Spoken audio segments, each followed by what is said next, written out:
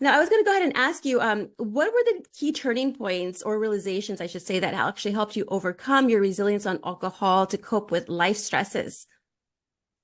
Well, I feel like I was kind of forced into them. It was I don't even know. It was like, oh, I had a turning point. Like it was like that blackout was like, okay, sink or swim time. Like it was almost like that. But I because I do like to do things myself, I was like, okay, people have been talking about meditation. They've been talking about like gratitude journals and all these different things. And I just didn't feel like they were for me, but I decided to try them because why not?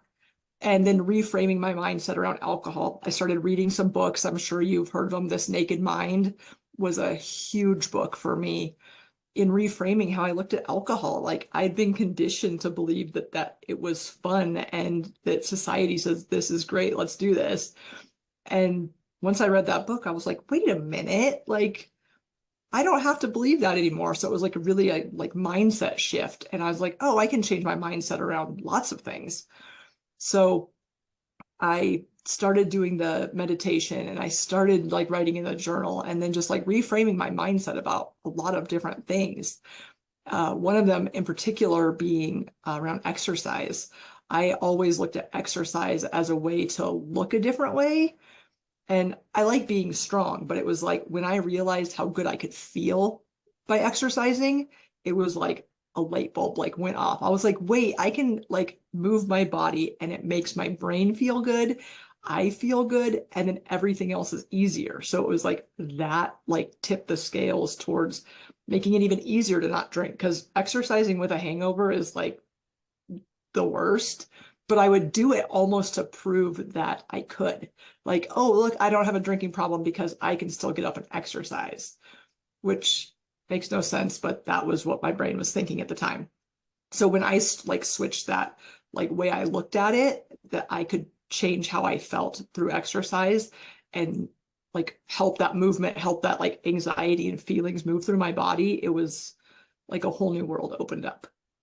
Yes, I remember those times where I would go ahead and exercise, but in my water bottle, it was alcohol instead of water. The very sad situation. I was the type of alcoholic where I was very dependent on it, and I wasn't able to actually function unless I had alcohol in my system.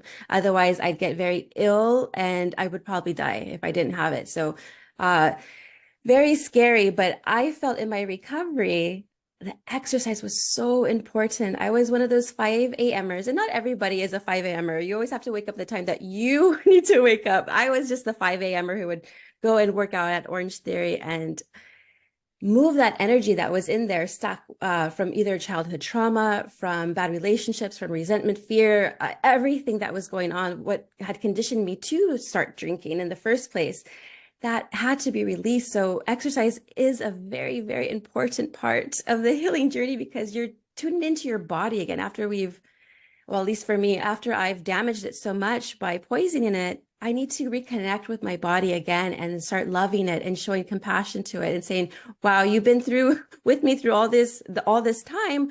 I want to appreciate you by giving back by loving our body and also exercising and just doing nutrition is a big Yeah, but right. like listening to your body though, right? Like that exercise, like you said, like you were ignoring it and like abusing it for all that time. And exercise doesn't have to be punishment. So many people correlate exercise with punishment.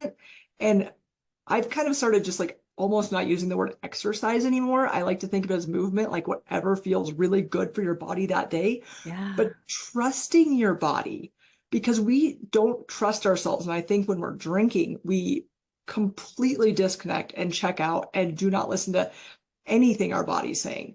And we almost can't, right? Like we've just numbed it out. That connection is gone. And so being able to, after quitting drinking, being able to really listen to my body for nutrition, for sleep, for movement, all those things, it's like really intuitively, like that wisdom is in our body. When you tap into that, it's almost like health just falls into place. Like you don't even have to like put that effort in that you would have had to before because you're just listening to what your body needs and respecting it. Right. Yes. And I noticed and you're absolutely right, exercise, let's throw that word out. Movement. And even if that's just stretching